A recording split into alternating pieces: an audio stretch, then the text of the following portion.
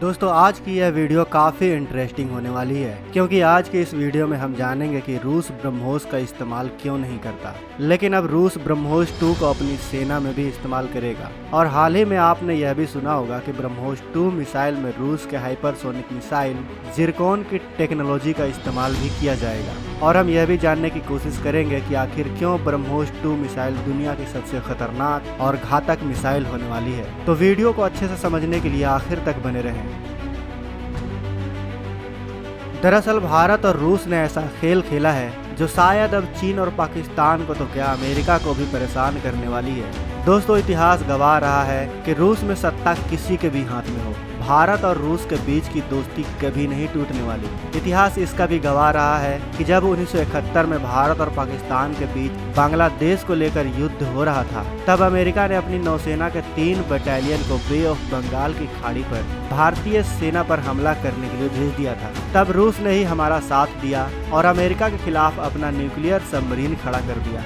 आसान भाषा में समझाऊं तो रूस भारत के साथ तब भी खड़ा था जब हमारा भारत अमेरिका जैसे देश से लड़ने के लिए तैयार नहीं था, लेकिन अमेरिका भारत का साथ तब देने लगा जब भारत एक शक्तिशाली देश के रूप में उभरने लगा। क्योंकि अब पूरी दुनिया को पता है कि भारत अब किसी भी देश के साथ युद्ध लड़ने के लिए सक्षम है, चाहे वो पाकिस्तान हो, चीन हो और यहाँ तक कि अमेरिका ही क्यों न हो। जो भी देश भारत के खिलाफ आंख उठाने की कोशिश करेगा, अब भारत उसे मुंह तोड़ जवाब देगा। और इससे हमें यह साफ पता चलता है कि आखिर क्यों भारत अमेरिका पे रूस जैसा भरोसा नहीं करता। लेकिन दोस्तों अब हम जानते हैं कि आखिर रूस ब्रह्मोस का इस्तेमाल क्यों नहीं करता। आपको बता दो कि जब भारत और रूस ने ब्रह्मोस मिसाइल बनाई, तब रूस के पास पहले से ही P-800 एवियोनिक्स नाम का एक सुपरसोनिक क्रूज मिसाइल था। तो उस वक्त रूस को ब्रह्मोस की जरूरत महसूस नहीं हुई, क्योंकि ब्रह्मोस मिसाइल जो है वो रूस के P-800 सुपरसोनिक क्रूज मिसाइल के तकनीक पर ही बनी हुई है। शायद यही वजह है कि रूस के पास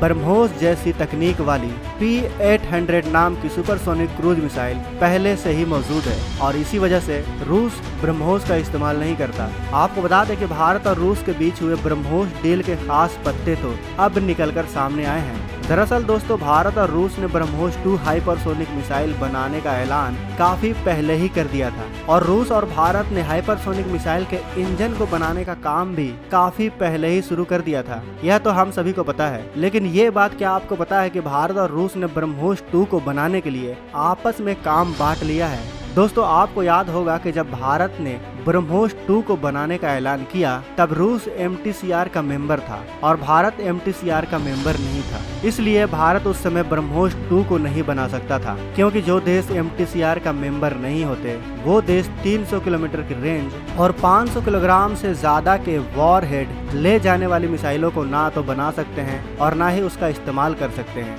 आसान भाषा में इनकी मिसाइल की ताकत एक लिमिट में होती है, लेकिन MTCR के मेंबर वाले देश को रेंज और वॉरहेड की कोई लिमिट नहीं होती। मतलब वो देश कभी भी मिसाइल की रेंज और पेलोड ले जाने की क्षमता को बढ़ा सकते हैं। साथ ही वो देश ब्रह्मोस, आकाश जैसे मिसाइल में परमाणु वॉरहेड का भी इस्तेमाल कर सकते हैं। लेकिन भारत 2015 में MTCR का मेंबर बन गया, मतलब अब रूस उसकी ब्रह्मोस 2 को बनाने में मदद कर सकता था। और भारत के DRDO दुनिया को शुरुआत से बोलते आए हैं कि ब्रह्मोस 2 काफी घातक मिसाइल होने वाली है, इसलिए भारत को MTCR का मेंबर बनना जरूरी था।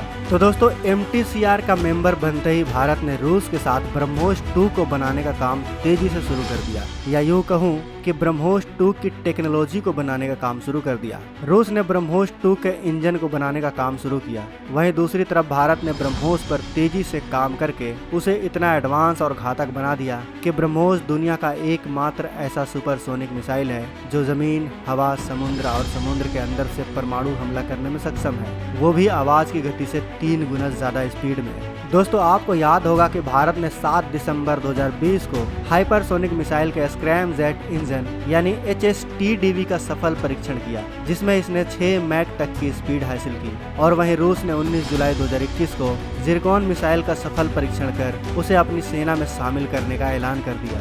दोस्तों आपको याद दिला दूं कि ब्रह्मोस के सीईओ अतुल राणे ने एक इंटरव्यू में बताया है कि दोनों पक्षों ने हाइपरसोनिक वर्जन के डिजाइन पर काम किया है। उन्होंने कहा कि जब रूस हमें तकनीक देगा तब हम ब्रह्मोस 2 को विकसित करेंगे। अब यह तकनीक क्या हो सकती है, तो आपको याद दिला दूं कि भारत ने 7 दिसंबर को जिस हाइपरसोनिक स्क्रैमजेट इंजन का परीक्षण किया था वही स्क्रैमजेट इंजन रूस के जिरकॉन मिसाइल पर लगा है। शायद आपको पता होगा कि रूस ने डायरेक्ट ही हाइपरसोनिक मिसाइल जिरकॉन का परीक्षण किया। अब जिरकॉन और ब्रह्मोस 2 के बीच के लिंक को समझिए। भारत ने 7 दिसंबर 2020 को स्क्रैमजेट का सफल परीक्षण किया, जिसके 6 महीने बाद रूस ने जिरकॉन मिसाइल का परीक्षण किया जिसमें स्क्रैमजेट इंजन लगा है। और मैंने वीडियो की शुरुआत में बताया ब्रह्मोस 2 के इंजन को बनाने का काम शुरू किया था। इसका मतलब साफ है कि भारत ने जिस स्क्रैमजेट इंजन का परीक्षण किया और रूस के जिरकॉन मिसाइल में जो स्क्रैमजेट इंजन लगा है वो दोनों सेम ही हैं और ब्रह्मोस 2 में भी इसी तकनीक यानी स्क्रैमजेट इंजन का इस्तेमाल किया जाएगा।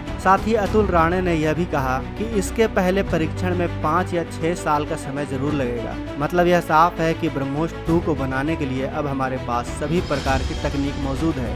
दोस्तों कहा जाता है कि ब्रह्मोस 2 भारत के लिए गेम चेंजर और दुनिया के लिए सबसे खतरनाक मिसाइल साबित हो सकती है। कैसे, आइए जानते हैं। दोस्तों मान लीजिए कि भारत और चीन के बीच युद्ध छिड़ गया है और यह युद्ध धीरे धीरे न्यूक्लियर वॉर का रूप अपनाने वाली है। तो चीन इस युद्ध में Dongfeng 17 hypersonic nuclear missile Bharat पर दाग सकता है। अब डोंगफेंग 17 इतनी बड़ी मिसाइल है जिसे आसानी से डिटेक्ट किया जा सकता है और उसको इसके वजह से हवा में ही तबाह भी किया जा सकता है। लेकिन वहीं दूसरी तरफ भारत ब्रह्मोस 2 को चीन पर दागेगा जिसे चीन बिल्कुल भी डिटेक्ट नहीं कर सकता। अगर डिटेक्ट कर भी ले फिर भी चीन ब्रह्मोस 2 को तबाह नहीं कर सकता, क्योंकि जब तक ब्रह्मोस 2 को चीन रडार पर डिटेक्ट कर पाएगा तब तक ब्रह्मोस 2 हमला करके पूरे चीन को तबाह कर चुका होगा। क्योंकि ब्रह्मोस 2 ऐसी वैसी मिसाइल नहीं होगी, इसको लड़ाकू विमान, पनडुब्बी, डिस्ट्रॉयर, जमीन और समुद्र के अंदर से भी दागा जा सकेगा। इसलिए इसके हमले से चीन पूरी तरह से कंफ्यूज हो सकता है। ब्रह्मोस 2 कब और किधर से हमला करेगा चीन इस बात को समझ भी नहीं पाएगा और इसके इसी खासियत को देखते हुए रूस भी इसको अपने बेड़े में शामिल कर लेना चाहता है। तो दोस्तों ब्रह्मोस 2 के लिए वीडियो को लाइक और कमेंट बॉक्स में जय हिंद लिखना तो बनता है। मिलते हैं अगले वीडियो में। जय हिंद, जय भारत।